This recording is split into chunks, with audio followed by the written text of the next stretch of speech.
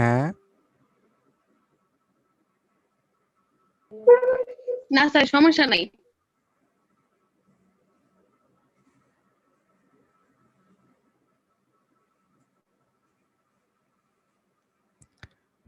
চল্লিশ জন আসছে, শুরু করব? জি স্যার, শুরু করতে পারি।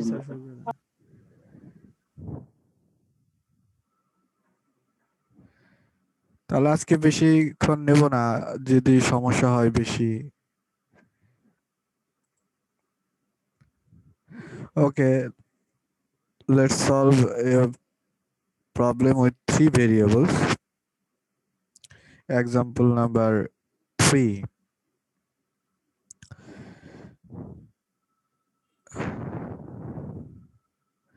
Find the points on the sphere. X square plus y square plus z square equals to 36. It's a sphere equation whose center at origin 0, 0, 0 and having radius 6. It represents a sphere whose center at the origin and radius 6 units. We need to find the points on this sphere. That means the points are on the surface of the sphere that are the closest to or farthest from the point 1 to 1.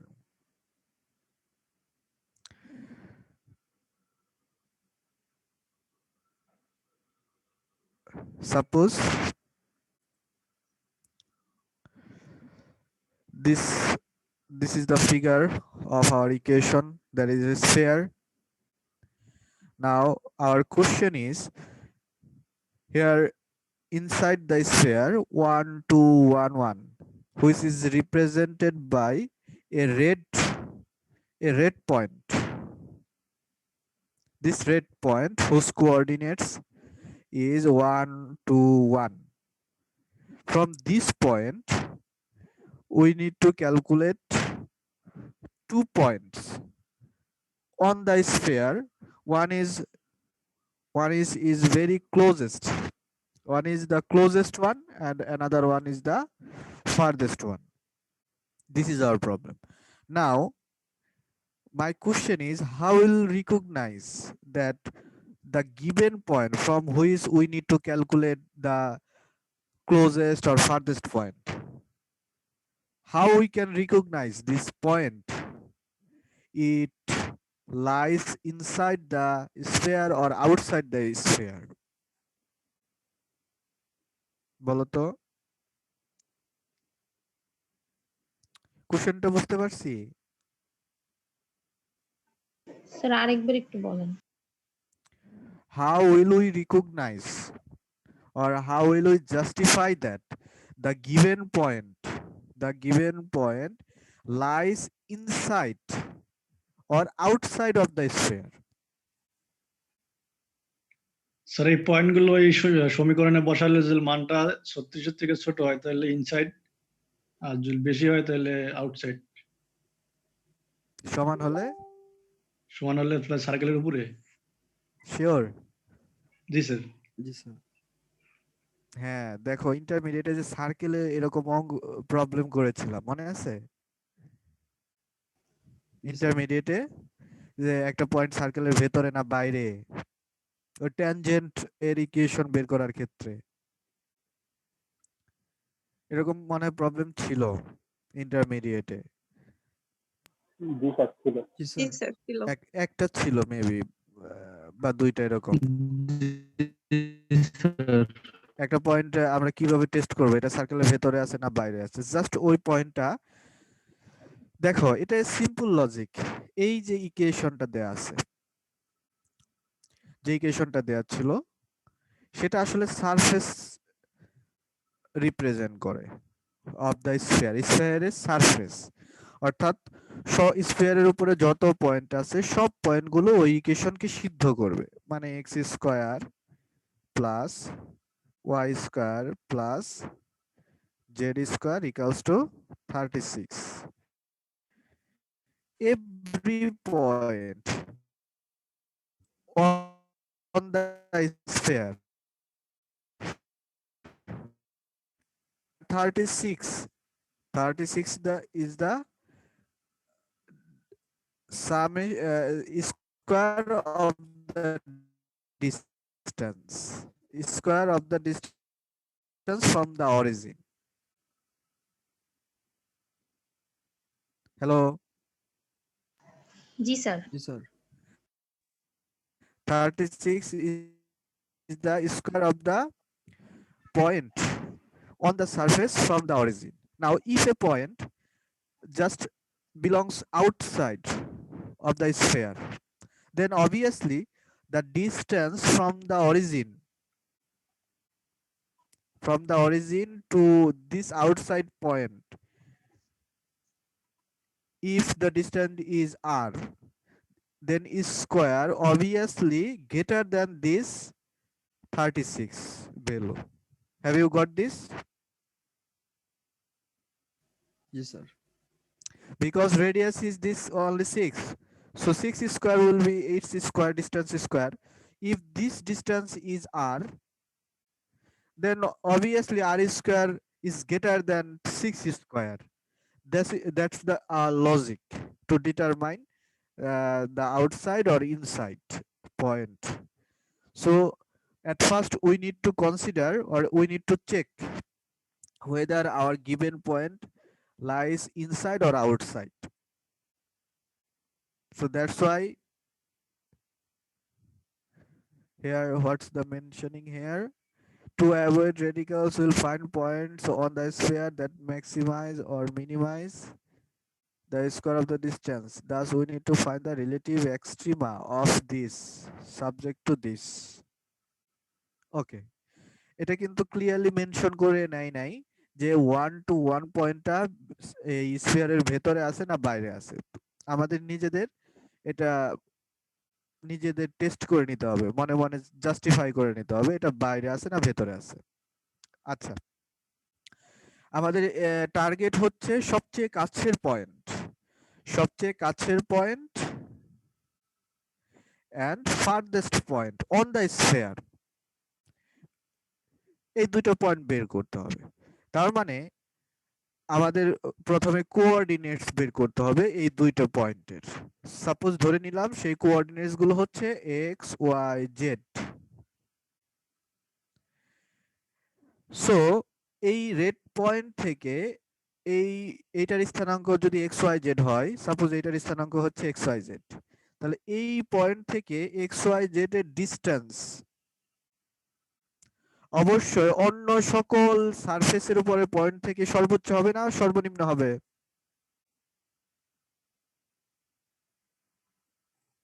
Hello, সর্বোচ্চ হবে। এইখান থেকে এটার distance সর্বোচ্চ হবে না সর্বনিম্ন হবে? সর্বনিম্ন।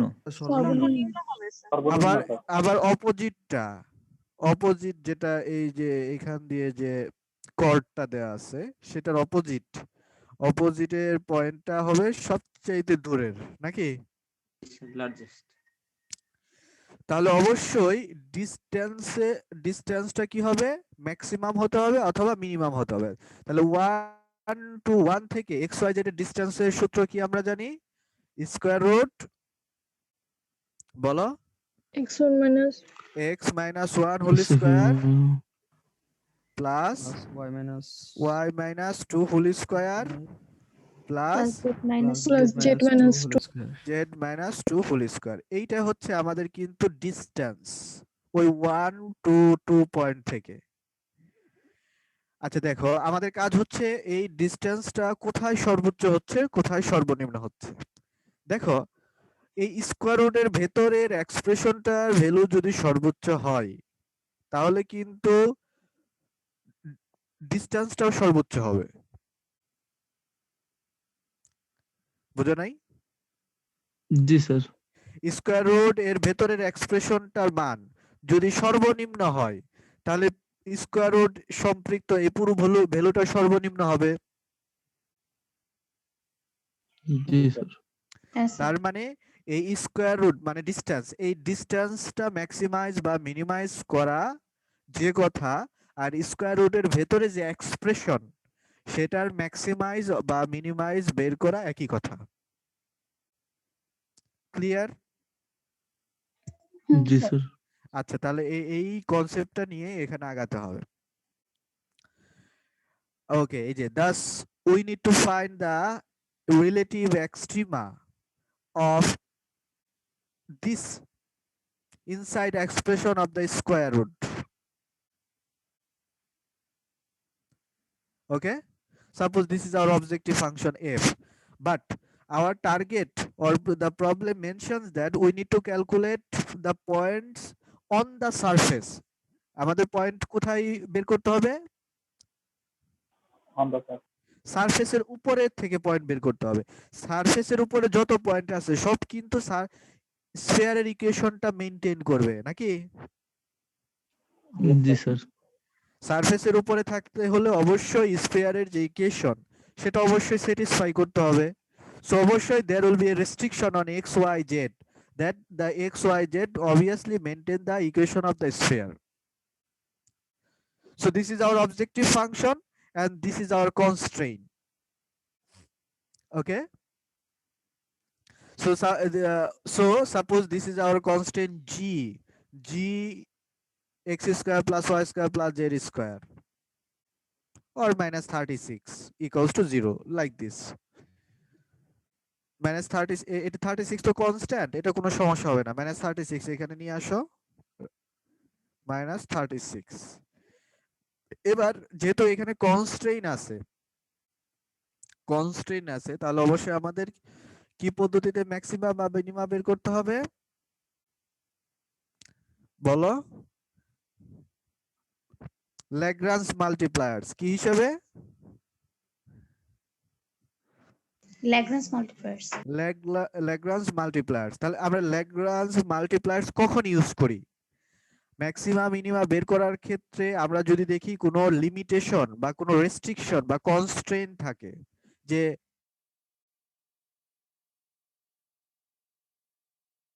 তাহলে অবশ্যই আমাদের ল্যাগ্রাঞ্জের মাল্টিপ্লায়ার টেকনিক ইউজ করতে হবে, যেটা আমরা লাস্ট ক্লাসে দেখেছি। ওকে, সো আমরা ল্যাগ্রাঞ্জ মাল্টিপ্লায়ার জানি যে the gradient of the function f equals to lambda into gradient of the constant g, যেখানে ল্যামডাটা ছিল ল্যাগ্রাঞ্জিয়ান মাল্টিপ্লায়ার। ল্যাগ্রাঞ্জিয়ান কি বলো? Multiplier. মাল্টিপ্লায়ার। ল্যামডা কে বলা হয় Lagrangian multiplier, lambda. Okay, now gradient of f আমরা জানি এই যে নেবলা অর ডেল্টা, ডেল্টা হচ্ছে del del x i, del del j j, del del y j, del del z k. So এটা যদি এই এফ এর কাছে দিয়ে দাও, এই এফ এ যদি গ্রেডিয়েন্ট দিয়ে দাও, প্রথমে এক্স এর সাপেক্ষে এটাকে ডেরিভেটিভ করো, রেজাল্ট কত হবে? 2x minus 1। 2x minus 1, এই দেখো 2x minus 1 i, then y সাপেক্ষে করো 2 into I minus 2. 2 into y minus 2 j, then k equals to lambda। এবার গ্রেডিয়েন্ট অফ g, দেখো গ্রেডিয়েন্ট অফ g তুমি এখান থেকে বের করো 2xi plus 2yj plus 2zk। এই যে i j k পরীক্ষা খাতায় কিন্তু হ্যাট দিবা, মনে থাকবে? জি স্যার। আচ্ছা, এবার দেখো দুইটা ভেক্টর সমান, দুইটা ভিন্ন ভিন্ন ভেক্টর এখানে সমান দেওয়া হচ্ছে, তাহলে অবশ্যই corresponding components must be equal. That means I component should be equal to I component, j component should be equal to j component, and k also. So by equating the corresponding components, we will get 3 equations. By using these 3, we need to find the value of lambda, that is Lagrangian multiplier, that is unknown। এই আননোনটা বের করতে হবে। তাহলে এই দেখো প্রত্যেকটা expression থেকে lambda এরকম পাবো, যে কোনো দুইটা তুমি সমান নাও, প্রথমে এই প্রথম দুইটা সমান নিয়ে দেখো একটা ইকুয়েশন পাবো y equals to 2x, আবার প্রথমটা আর শেষেরটা যদি নাও তাহলে z equals to 2x, নাকি? জি স্যার। জি স্যার। তাহলে y সমান সমান কি 2x, z সমান সমান কি 2x। এই দুইটা রিলেশন আমাদের যে একটা লিমিটেশন দেওয়া আছে, শর্ত দেওয়া আছে, যেটা এই যে দেখো শর্ত দেওয়া আছে, এইখানে বসিয়ে সিঙ্গেল ভেরিয়েবলের ইকুয়েশন নিয়ে আসো। যেমন x স্কয়ার রেখে দাও, y এর বদলে 2y, সরি 2x, z এর বদলে 2x বসিয়ে দাও, দেখো তো শুধু x কন্টেইন ইকুয়েশন হবে নাকি? জি স্যার। তাহলে আমরা ওখানে বসিয়ে গিভেন রেস্ট্রিকশনে বসিয়ে 9x স্কয়ার ইকুয়ালস টু 36 পাবো। সেখান থেকে x এর মান দেখো প্লাস মাইনাস 2 পেলাম। কত পেলাম? Plus minus 2। আচ্ছা, তাহলে প্রথমে x এর মান প্রথমে 2 নাও, মনে মনে x এর মান যদি 2 নাও, দেখো y এর মানও 2 4, z এর মানও 4। আবার x এর মান যদি মাইনাস 2 নাও, দেন y এর ভ্যালু মাইনাস 4 মাইনাস 4z। তাহলে আলটিমেটলি আমরা দুইটা পয়েন্ট পেলাম। দুইটা পয়েন্ট পাইছি না? জি স্যার। পাইছো? এখন এই দুইটা পয়েন্ট হচ্ছে ক্রিটিক্যাল পয়েন্ট। তাহলে যে কোনো একটাতে ম্যাক্সিমা আছে আর যে কোনো আরেকটাতে কি আছে? মিনিমা। মিনিমা আছে। এখন তুমি ম্যাক্সিমা মিনিমা কিভাবে বের করবা?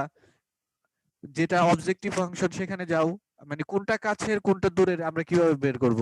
এই যে এইখানে ওই পয়েন্টটা যদি বসাও, এটা তো ডিসটেন্স, এটা ডিসটেন্সের ভেতরে এক্সপ্রেশন না? জি স্যার। তাহলে ওই পয়েন্টটা বসিয়ে যদি এই ভ্যালুটা সর্বোচ্চ পাও, তাহলে সেখানে সেই পয়েন্টটা হবে ফারদেস্ট পয়েন্ট। আর যদি যেটা ছোট ভ্যালু পাবে সেই পয়েন্টটার জন্য কি হবে?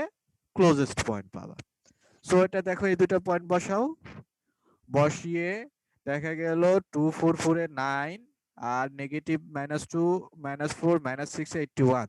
অর্থাৎ দেখো এই পয়েন্টটার জন্য ডিসটেন্স এর স্কয়ার হচ্ছে 81।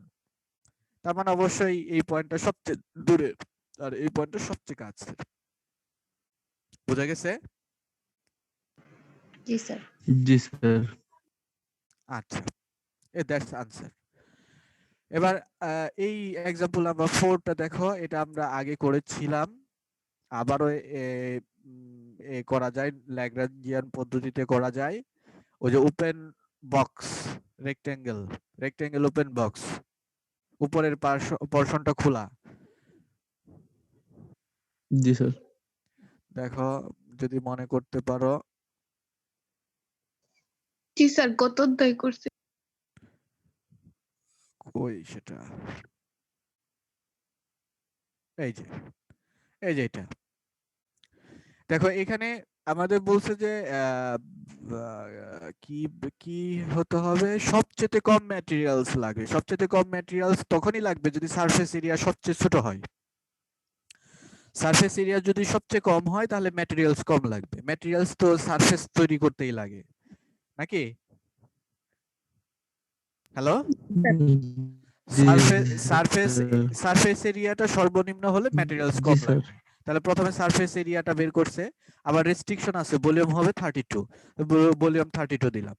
এখন দেখো এই যে এটা হচ্ছে অবজেক্টিভ ফাংশন, আর আমাদের টার্গেট হচ্ছে সবচেয়ে কম অ্যামাউন্ট ম্যাটেরিয়াল লাগবে। তার মানে সবচেয়ে কম এস হবে, মিনিমাম ভ্যালু অফ এস। এটাকে মিনিমাম ভ্যালু বের করতে হবে এস এর, বাট রেস্ট্রিকশন হচ্ছে এইটা।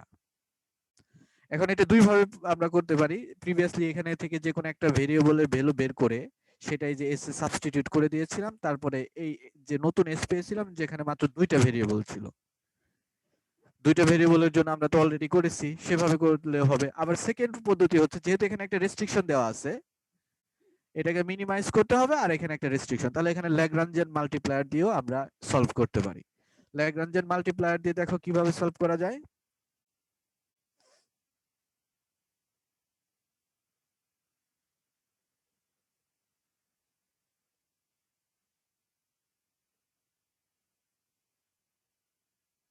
এই যে s, this is our objective function s, sorry f, it will be our objective function f will be this, and gxy will be xyz minus 32, gxyz will be xyz minus 32. Then a gradient of f, gradient of g বের করছে, দেন ওই যে Lagrangian multiplier lambda দিয়ে সমান নিছে, সমান নিয়ে দেখো জাস্ট এরকম ল্যামডা তিনটা পেলা, ল্যামডা তারপরে তিনটা পাওয়ার পর যে কোনো দুইটা সমান নিয়ে ওয়াই ইকুয়াল টু জেড, আরেকটাতে ওয়াই ইকুয়াল টু এক্স, আরেকটা থেকে পেলা জেড ইকুয়ালস টু এক্স। এই যে এখানে দেখো ওয়াই ইকুয়ালস টু এক্স আবার Z equals to half of x, এই দুটো এখন এই রেস্ট্রিকশনে বসিয়ে দাও।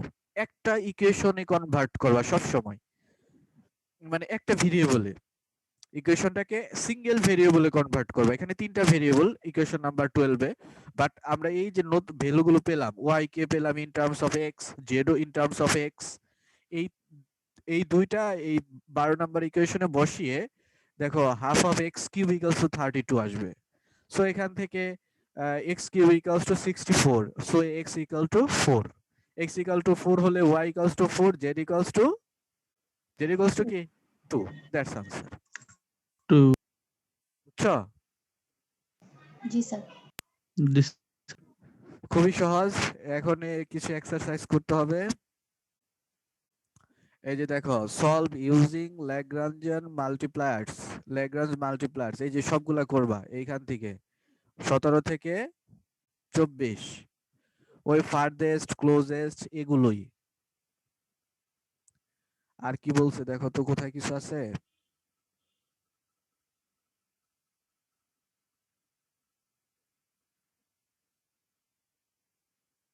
এই যে এটা করবা 34,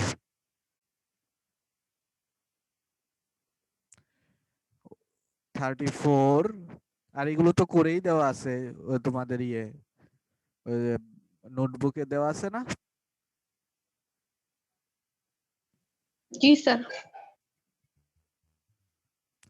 সো এই সলিউশন বুক দেখে দেখে এগুলো করবা। 17 থেকে 24 এবং 34, 34টার এই যে ফিগার দেখো এরকম দেওয়া আছে, এই ফিগারটা দেওয়া আছে, এই ফিগারটা দেখে বুঝবা কি বের করতে বলছে। ঠিক আছে? জি স্যার। আরো আছে তো, যেগুলো কি থেকে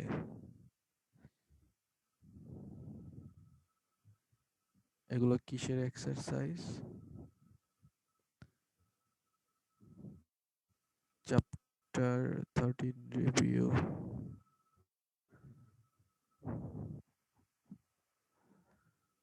ডিরেকশনাল ডেরিভেটিভ।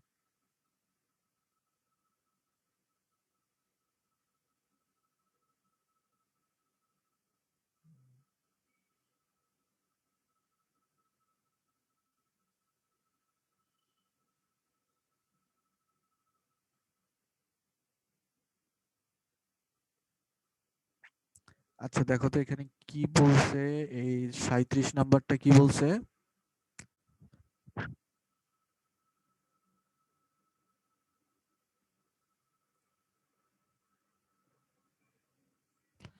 এই যে 37,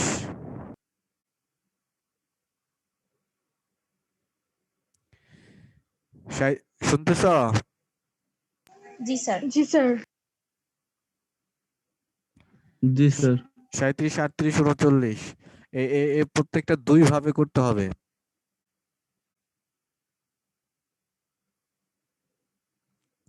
একটা হচ্ছে এই যে use the constrain two eliminate A variable, এই যে কনস্ট্রেইন সেখান থেকে একটা ভেরিয়েবল এলিমিনেট করে, যেমন ওই যে বক্সের প্রথমে যেভাবে করেছিলাম না, This, sir. ভেরিয়েবল ছিল 3টা বাট একটা রিডিউস করে ফেলেছি, ওরকম এলিমিনেট করে আবার ল্যাগ্রাঞ্জ মাল্টিপ্লায়ার্স দিয়েও করা যায়। 37, 38, 39 এই তিনটা দেখবা।